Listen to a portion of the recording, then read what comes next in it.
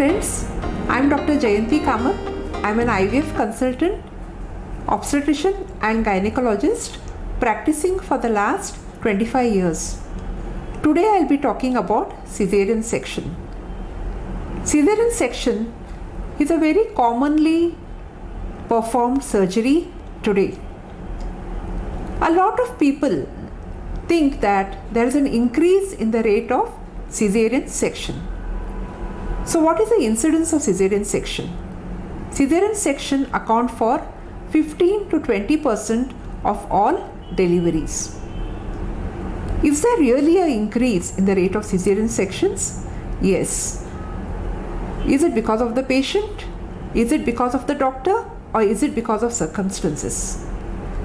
Caesarean rates have been increasing because of the increased age at the time of marriage. And also, even if a woman gets married, there is postponement of childbearing. So age plays a major factor, because as a woman's age increases, her flexibility and pliability of her tissues decreases.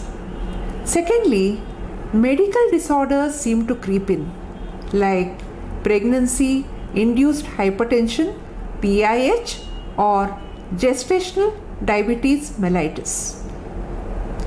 The second factor is a lot of women today undergo assisted reproductive technology and they conceive by doing IVF.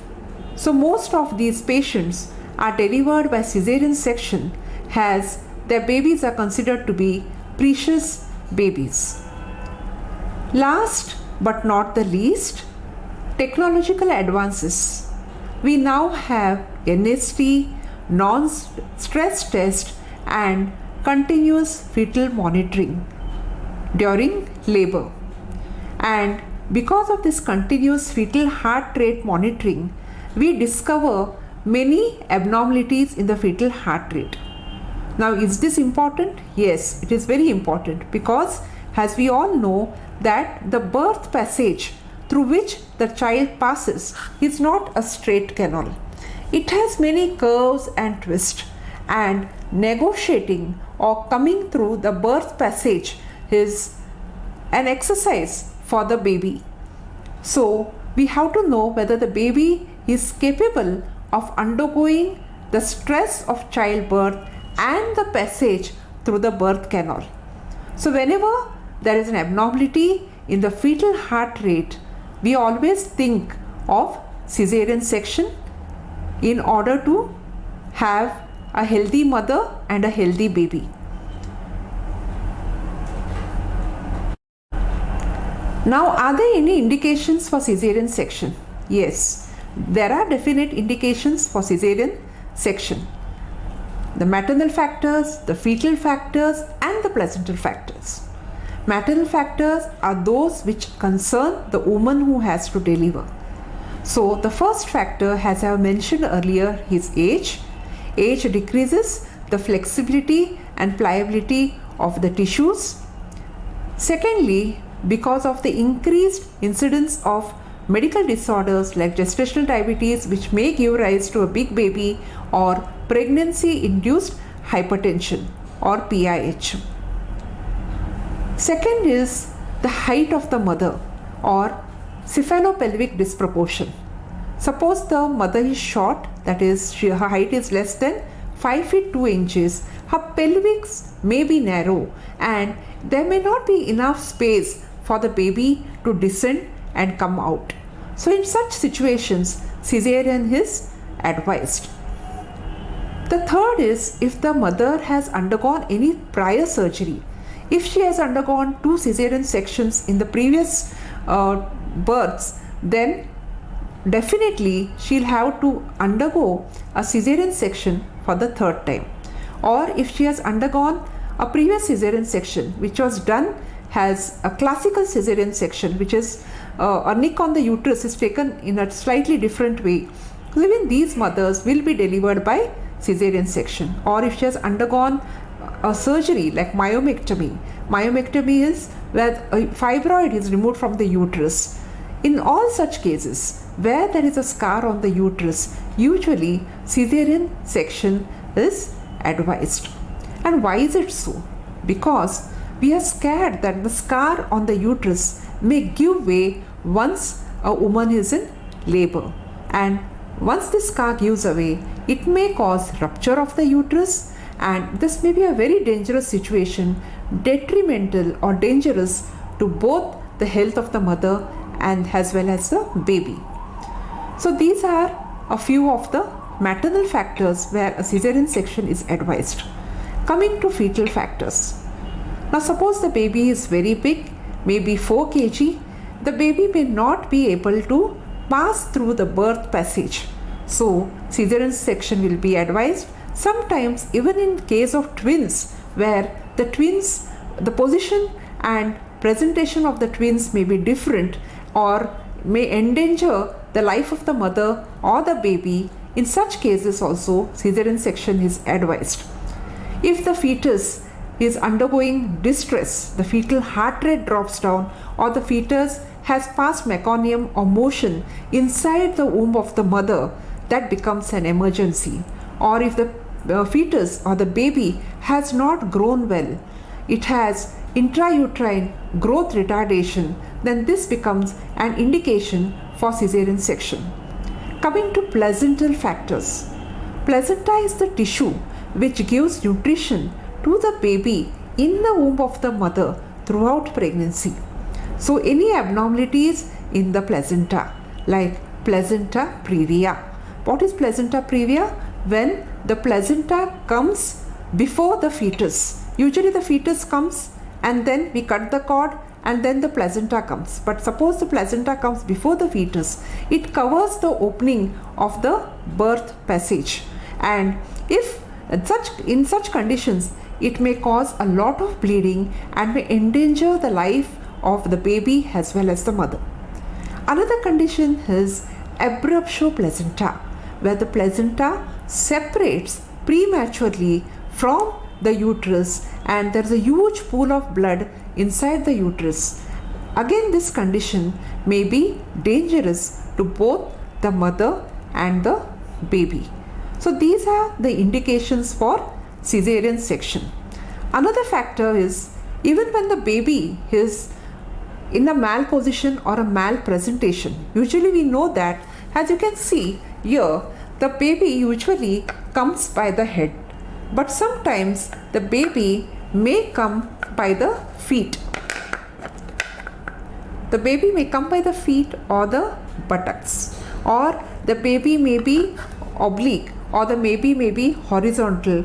Any such malpresentations may not allow the baby to pass normally through the birth passage, and a caesarean section may be advised. Now, what anesthesia we use during caesarean section? Usually spinal anesthesia is given. Spinal anesthesia is when a needle, a very narrow needle, is passed through the interspinous space, and the part of the abdomen and the area below the navel gets anesthetized. The woman may not feel any pain during surgery. Only after the baby is delivered, sedation may be given to the mother to allay her anxiety.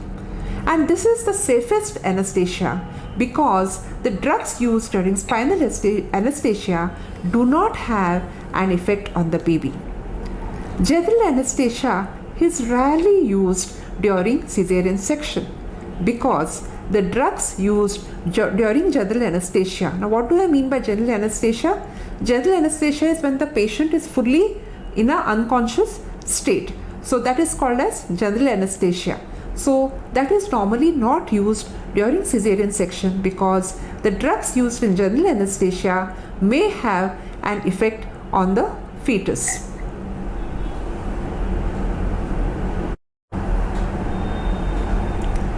Now that the doctor has advised you caesarean section, please discuss with the doctor the indications of the caesarean section, and if it is an emergency, please do not waste time in taking a decision because every minute matters. So now the woman is taken in the operation theatre, the surgery is done, and the woman is brought out of the operation theatre after observing her for some time, and she is taken to her room. So what do you expect? For the first day, the woman will be asked to be nil per mouth. She will not be asked to take anything orally.